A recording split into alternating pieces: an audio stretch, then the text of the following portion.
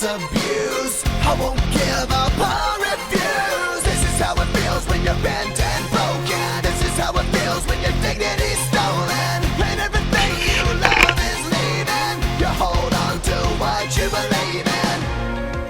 The last thing I heard was you